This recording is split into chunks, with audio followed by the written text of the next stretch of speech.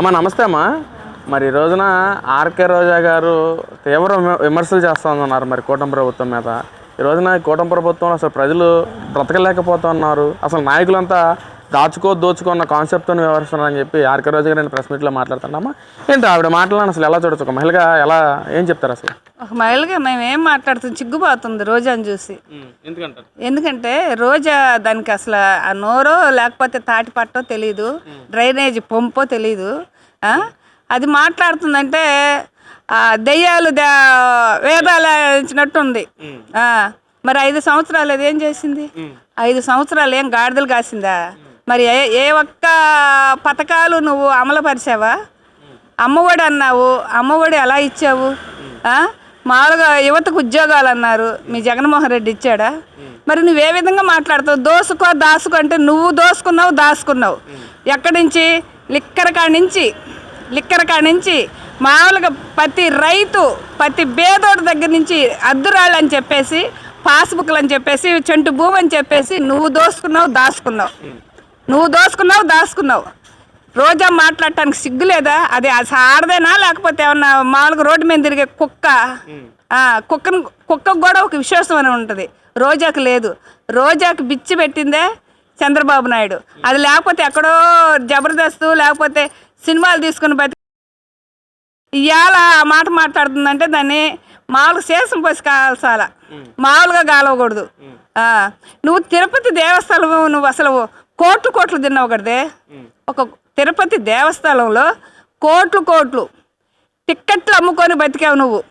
టిక్కెట్లు అమ్మి బతికావు, మామూలుగా బతకలా. నువ్వేం పితుక్కుంటున్నావు? నువ్వేమైనా కుక్క పాలు పితుక్కుంటున్నావా లేకపోతే ఏమైనా గాడిద పాలు పితుక్కుంటున్నావా? నువ్వేనాడన్నా శుభాకాంక్షలు చెప్పావా? నువ్వు 5 సంవత్సరాలు ఎలగబెట్టావు కదా.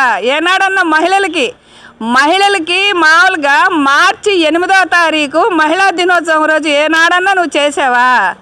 జబర్దస్త్ మామూలుగా డ్యాన్సులు వేసుకొని, మామూలుగా రికార్డులు డ్యాన్సులు వేసుకొని తప్ప నువ్వేనాడన్నా మహిళని, నీ జగన్మోహన్ రెడ్డి కానీ నీ నాయకులు కానీ ఏనాడన్నా మహిళలకి గౌరవం ఇచ్చారా? మామూలుగా మహిళలకి ఏమన్నా పెద్దపీట వేశారా? ఇవాళ లోకేష్ బాబు కానీ పవన్ కళ్యాణ్ గారు కానీ మామూలుగా పైన కేంద్ర ప్రభుత్వం మోడీ గారు కానీ ఇక్కడ లోకేష్ బాబు గారు కానీ వీళ్ళు చేస్తున్నారు. నువ్వు అసలు ఆమెని భువనేశ్వరి గారిని అంటానికి నీకు అసలు నువ్వు ఆమె అరికాల గోటికి కూడా చాలదు. ఎవరు? ఆర్కే రోజా అనేది అది మామూలుగా ఇది అయ్యే అంటారు చూడు, అవి అమ్ముకొని బతికేది. అంటే ఇంకా మాట్లాడుతుంది. ఈ రోజున సనాతన ధర్మం అంటాడు పవన్ కళ్యాణ్. అసలు ఏ రోజు కూడా పూజ చేసిన పరిస్థితి కాదు, తన భార్యతో ఈ రోజున వచ్చి పూజలో కూర్చున్నాడు అని చెప్పి కూడా పవన్ కళ్యాణ్ గురించి మాట్లాడుతుంది. మరి ఈ జగన్మోహన్ రెడ్డి నిన్న దొంగ పూజ చేశాడు, ఉగాది రోజు దొంగ పూజ. అంటే ప్రజలు మామూలుగా ప్రజలకి కళ్ళు కప్పుతున్నాడు. ప్రజలు మైకంలో పడతారు, నా మైకంలో నేను భక్తున్నానని చెప్పేసి. జగన్మోహన్ రెడ్డి పోయినసారి నిన్ను 2019లోనే నిన్ను నమ్మి ఓటేశారు. నిన్ను మొన్న 11 సీట్లకే పెట్టారు. ఎందుకంటే ఒక ఛాన్స్ అని, ఒక ఛాన్స్తో నువ్వు పోయావు. మళ్ళీ ఇంక నువ్వు దొంగ పూజలు ఇవన్నీ చేసేది. అసలు పూజ చేయడం ఎలాగో జగన్మోహన్ రెడ్డి చూసి నేర్చుకోని చెప్పి అంటుంది కదా మరి రోజా. అదే జగన్మోహన్ రెడ్డిని చూసుకొని నేర్చుకోవాలి, రోజాని చూసి నేర్చుకోవాలి. ఉంది లక్ష్మీ పార్వతి, దాన్ని చూసి నేర్చుకోవాలి. ఒక మొగుడికి ఒక బిడ్డను కనింది.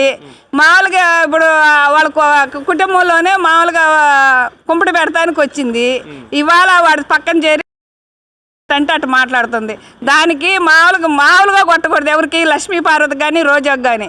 వాళ్ళిద్దరిని నోరు ఎత్తకుండా కొట్టాల, ఆడవాళ్ళే కొడతారు. అంటే అసలు కూటమి ప్రభుత్వంలో అసలు మహిళలకు రక్షణ లేదని చెప్పి కూడా ఇద్దరు మాట్లాడుతున్నారు కదా. మరి రమ్మను, మేము వస్తాము, ఛాలెంజ్ తీసుకుంటున్నాము. రోజా, లక్ష్మీ పార్వతి, ఇంకొక ఆమె ఉంది విడతల రజని, ఆ రజనీని వీళ్ళందరినీ రమ్మనండి. కూటమి ప్రభుత్వం మహిళలకి రక్షణ ఉందో మరి గతంలో జగన్మోహన్ రెడ్డి ప్రభుత్వంలో మహిళలకి ఇది ఉందో ఇప్పుడు రమ్మని చెప్పు. ఎక్కడికి వస్తుందో రమ్మని చెప్పు, మేము వస్తాం. మహిళలందరం కట్టుకొని వాళ్ళ మహిళలందరినీ రమ్మనండి. కూటమి ప్రభుత్వం వచ్చిన తర్వాత అరాచకాలు పెరిగిపోయినాయి, మహిళల మీద అత్యాచారాలు కూడా పెరిగిపోయినాయని చెప్పి కూడా మాట్లాడుతున్నారు. రక్షణ లేదంటా ఉన్నారు. అంటే ఇప్పుడు రోజాకిను లక్ష్మీ పార్వతికి వాళ్ళకి ఏమన్నా రక్షణ లేదేమో. మరి చంద్రబాబు నాయుడు తోటి పవన్ కళ్యాణ్ తోటి మోడీ గారితో చెప్పి వాళ్ళకి రక్షణ కల్పిస్తాం. అంటే మిగతా వాళ్ళకైతే రక్షణగానే ఉంది, అన్నీ బాగానే ఉన్నాయి. అంటే వాళ్ళు చెప్పిన ఏవైతే ఉన్నాయో అన్నీ కూడా ఒక 1 by 1 విడుదలవుతున్నాయి. మరి రోజాకిను వాళ్ళకి ఏమన్నా మామూలుగా రక్షణ లేదేమో, మామూలుగా ఏమన్నా పెడదాం వాళ్ళని ఏమన్నా. అంటే కూటమి ప్రభుత్వం అసలు ఈవీఎంతోనే గెలిచి ఈవీఎం ట్యాంపరింగ్ చేసే గెలిచారు. మళ్ళీ రాబోయే ఎలక్షన్స్లో కూడా మనం అందరం ఇది జాగ్రత్తగా చూసుకుని ఓటేయాలని చెప్పి కూడా రోజా గారు మాట్లాడుతున్నారు. మరి వాళ్ళకి మరి అప్పుడు వాళ్ళు 2019లో వాళ్ళు ఈఎంలో దానితో చేసేనా గెలిచింది? వాళ్ళ ఈఎంలో చేసే కదా గెలిచింది. ఇంకా ఆ లెక్కలో అనుకోవాలి కదా. మరి ఇప్పుడు కూడా మన కూడా నువ్వేగా ఉంది. ఇప్పుడు నువ్వు లీడ్లో ఉన్నప్పుడే ఎలక్షన్ కోడ్ వచ్చింది. ఎలక్షన్ కోడ్ వచ్చినప్పుడు మరి పోలీస్ శాఖ కానీ, ఐఆర్ఎస్ కానీ, ఐపీఎస్ కానీ, మామూలుగా ఓటు కమిషనర్ కానీ అందరూ కూడా నీ హ్యాండ్ ఓవర్లోనే ఉన్నారు కదా. మరి నువ్వు పెట్టుకోవచ్చు కదా, నువ్వు ఈఎంలతో చేయించుకోవచ్చు కదా. మరి ఎందుకు చేయించుకోలేదు? ఈఎంలతోటి చేస్తే గెలుస్తారయ్యా. ఎవరికి కావాలనేది వాళ్ళు ప్రజలు నిర్ణయించుకోవాలా. నువ్వు ఈఎంలతో అని చెప్పి నేను ఈఎంలతో అని చెప్తే అది ప్రజలు నమ్మరు. గడిచిన 22 నెలల్లోనే ప్రజల్లో తీవ్ర వ్యతిరేకత వచ్చేసిన కూటమి ప్రభుత్వం మీద.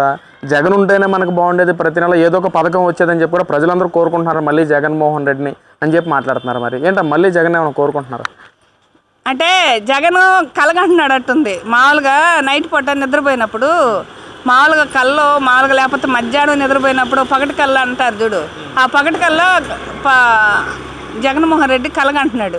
మళ్ళీ జగన్మోహన్ రెడ్డి రావాలా, మళ్ళీ మా ఆస్తులు దోసుకోవాలి, మామూలుగా రెప్ప ఆడియాలి, రోడ్లు ఏడున్నాయా, పొలాలు ఏడున్నాయా, దేవస్థానాలు ఏడున్నాయా, అవన్నీ పగలగొట్టాలి కదా జగన్మోహన్ రెడ్డి వస్తే. ఇప్పుడైతే ఏం లేదు కదా.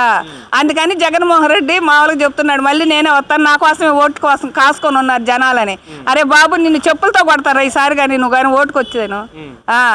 ఎందుకు ఎవరో కాదు, ఇప్పుడు ఉద్యోగాలు అయితే గ్రూప్ 1 గ్రూప్ 2 వాళ్ళు ఎవరైతే వచ్చున్నారో వాళ్ళే పోలీసులే కొడతారు.